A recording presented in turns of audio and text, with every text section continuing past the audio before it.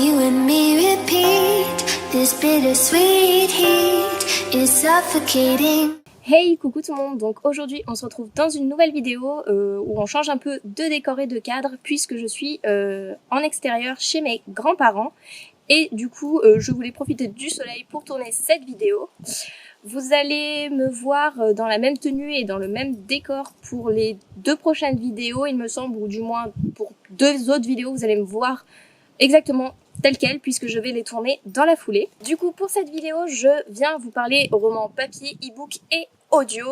Vous le savez, c'est les 3 supports que je lis, c'est les 3 supports que j'affectionne et que j'alterne et je voulais vraiment vous en parler. Du coup dans cette vidéo je vais vous donner un peu mon avis sur le roman papier, le format numérique et le format audio, aussi bien les points négatifs que positifs, parce que oui, il y a toujours des points négatifs même si c'est mieux que tel ou tel. Le roman papier, l'incontournable point positif, c'est d'avoir une bibliothèque où on peut ranger tous nos romans, avoir des belles couleurs, avoir les beaux livres devant soi, enfin pouvoir les toucher, les sentir, oui les sentir, les avoir dans les mains, pouvoir montrer les images, les avoir en couleur, enfin vraiment le support papier tel quel. Le point positif aussi d'un roman, c'est qu'on a la sensation de tourner les pages, qu'on les tourne, qu'on manipule le livre, qu'on l'a vraiment dans les mains, qu'on sent le poids du roman dans nos mains, qu'on lit vraiment quoi un livre.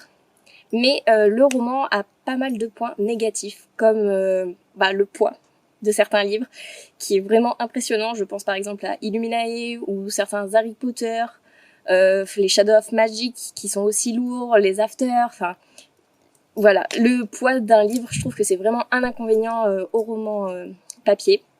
Il y a aussi le prix du livre parce que on n'a pas tous des partenariats, on n'est pas tous fortunés, on n'a pas tous un travail, on est souvent étudiant, on est jeune, on vit chez nos parents, ou même si on est étudiant, qu'on a un petit revenu, on n'arrive pas forcément à acheter tous les livres qu'on voudrait, et je trouve que c'est vraiment un inconvénient parce que le prix d'un livre en moyenne c'est entre 15 et 20 euros, et pour un manga c'est entre 6 et 10 euros on va dire, donc c'est quand même assez conséquent pour quelque chose qui est censé être un loisir, parce que oui la lecture est censée être un loisir, c'est pas contraignant normalement, c'est pas censé être une obligation comme nous fait croire l'école avec le collège et le lycée.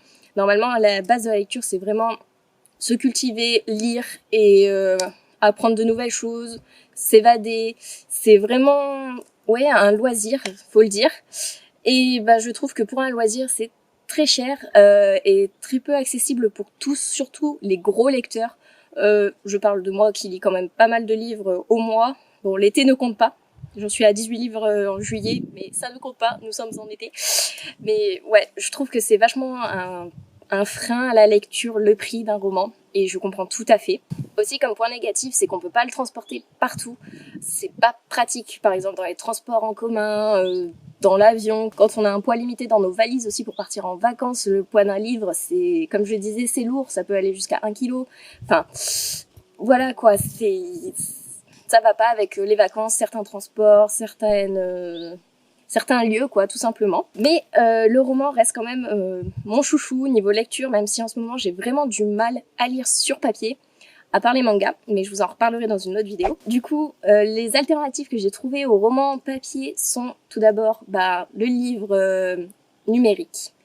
Donc oui, le prix d'une liseuse est assez cher. Pour ma part, j'ai une Kobo Aura H2O de la Fnac du coup, et je vous avoue que je l'ai payé 180 €. Donc oui, c'est un investissement, mais qui est rentable au long terme, puisque les livres peuvent varier de 2 à 12-15 €. Enfin oui, ça dépend lesquels livres, si on a des encyclopédies ou si c'est vraiment que des livres jeunesse, young adulte, romance, enfin tous ces types-là, ça dépend vraiment la catégorie du roman au niveau du prix, mais c'est quand même beaucoup plus abordable que le roman papier. Aussi, un point positif pour la liseuse, c'est qu'on peut lire partout, vraiment. Enfin, moi, je l'emmène à la plage, je l'emmène quand je prends le train, quand je fais du métro, quand je suis dans un bus, en voiture. Enfin, je lis partout, je lis même chez moi, dehors. Enfin, je trouve que c'est beaucoup mieux de lire sur liseuse que sur un roman papier.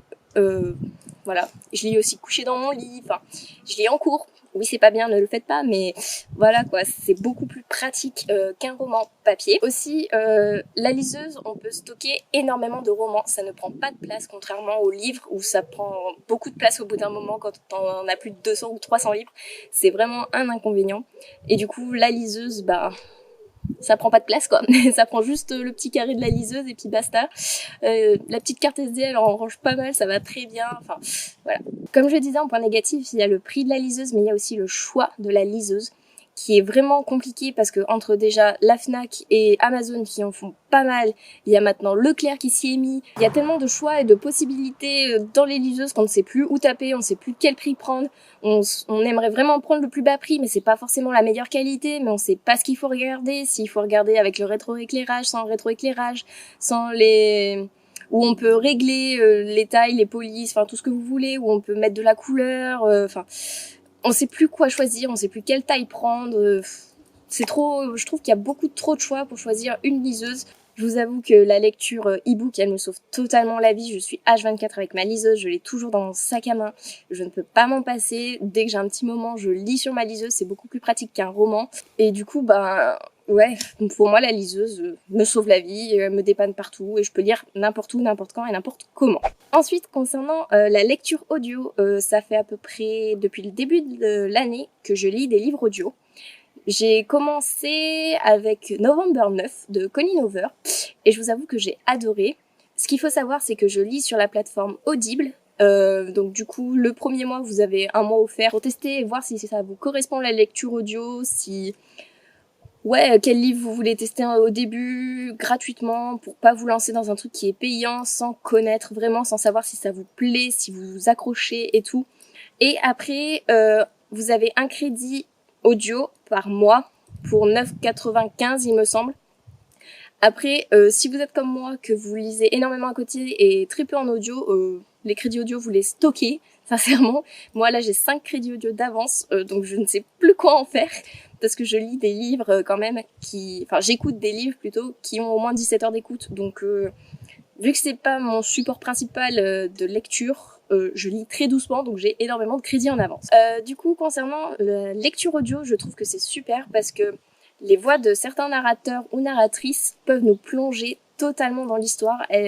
On ressent vraiment les émotions, on est impatient, on est en colère avec eux, on est triste, on est ému, on a vraiment toutes les sensations du personnage.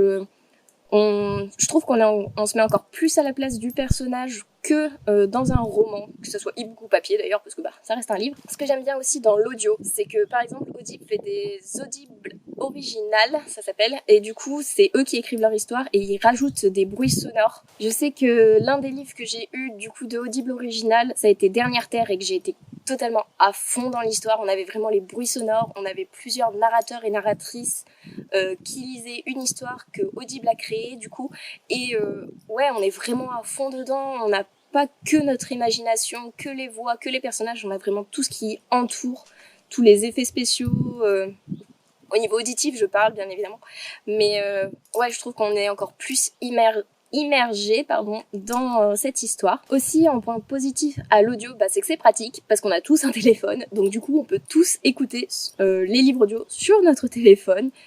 Le seul inconvénient, du coup, faut avoir des écouteurs sur soi, faut pas les oublier. Voilà. Mais sinon, c'est un autre avantage. Un autre avantage de la lecture audio, c'est qu'on peut lire n'importe quand et n'importe où. Parce que, par exemple, moi, je sais que j'écoute mes livres audio quand je fais du sport, quand je fais du ménage, quand je range mes courses, que je fais à manger, à peu près partout, avant de m'endormir aussi surtout. Mais ouais, c'est un avantage de la lecture audio parce que on peut en lire quand on veut et on n'est pas obligé que de lire. Genre, on n'est pas obligé de se trouver du temps pour lire, on peut lire en même temps qu'on fait autre chose si on a d'autres choses à faire en parallèle. Du coup, point négatif à la lecture audio, c'est que la voix des narrateurs, on n'accroche pas forcément tout le temps. Il y en a qui sont très monotones, qui mettent pas les intonations, qui nous bercent carrément, enfin... C'est très rare pour ma part parce que j'écoutais un petit peu avant un extrait qui est gratuit. On a 10 ou 15 minutes d'extrait gratuit à chaque roman. Donc du coup, j'écoute voir si la voix du narrateur ou de la narratrice correspond à moi avant de prendre un livre. Et heureusement qu'il y a ça parce que des fois, je me dis heureusement que j'ai écouté avant. Voilà. Autre point négatif à la lecture audio, je trouve que l'abonnement, un crédit 9,95 est très bien. mais qu'il faudrait avoir un abonnement de crédit, 15 €, enfin environ ces tranches-là, pas non plus que ça soit excessif, mais qu'on ait en gros un deuxième crédit offert avec notre abonnement, parce que pour les gros lecteurs, j'en connais certaines qui lisent 3 à 4 audios par mois. Donc c'est un peu cric-crac niveau audio, parce qu'après il faut payer les livres à côté, ou faut déjà avoir une réserve, enfin un stock. Voilà, je trouve que c'est un inconvénient, mais il est bateau celui-là, ça dépend vraiment de votre rythme de lecture. Du coup, je crois que j'en ai fini avec cette vidéo, j'espère qu'elle vous aura plu, que le cadre ne vous aura pas trop dérangé, que vous allez avoir une bonne qualité audio, visuelle aussi, qu'il n'y aura pas trop de vent ni trop de bruit de voiture. Aussi, j'ai beaucoup bougé avec mes mains dans cette vidéo, ça va plus là. Bref, je vous laisse, je vous retrouve pour une autre vidéo. N'hésitez pas à me dire ce que vous en avez pensé, à me donner aussi votre avis sur la lecture papier, e-book et audio, à dire si vous voyez d'autres points positifs, d'autres points négatifs, si vous n'êtes pas d'accord avec moi, etc. Et du coup, je vous fais des bisous, je vous dis à la prochaine vidéo et bye bye!